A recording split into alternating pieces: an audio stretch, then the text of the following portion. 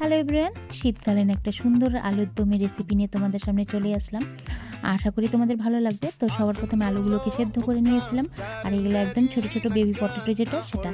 আর এদিকে দেখো সোয়াবিনও সেদ্ধ করে নিয়েছি একটু। তো ফোড়নে দিয়ে দিয়েছি তেজপাতা আর শুকনো লঙ্কা আর জিরে।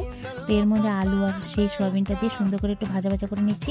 এখানে আছে শুকনো মশলার মধ্যে হলুদ, নুন, সেটা একটু আগে গুলিয়ে রেখেছিলাম, সেটা দিয়ে দিলাম। আর এখন দিলাম আমি সেদ্ধ করে বেটে রাখা টমেটো আর শুকনো লঙ্কা আর আদা। তো সেটাও পেস্ট করে মানে রেখেছিলাম। তো কষিয়ে নিলাম ভালো করে, তারপর মশলাগুলো দিয়ে তারপর পরিমাণ মতো জল দিয়ে দিলাম। এর মধ্যে আরেকটা টুইস্ট আছে, আমি এর মধ্যে কিন্তু এখনও জিরে অ্যাড করিনি। তো এই দেখো জিরে, ধনে আর একটু ভোগ চাল আর একটু তেজপাতা শুকনো খোলায় ভেজে সেটাকে গুঁড়ো করে রেখেছিলাম। এভাবে করে একটু আলুর দম করে খেয়ে দেখো, বেশ লাগে খেতে। আর নামাবার আগে একটু ধনেপাতা আর ঘি দিয়ে দিলাম। কেমন লাগলো মিনি ব্লগটা? ভালো লাগলে অবশ্যই একটা লাইক শেয়ার করতে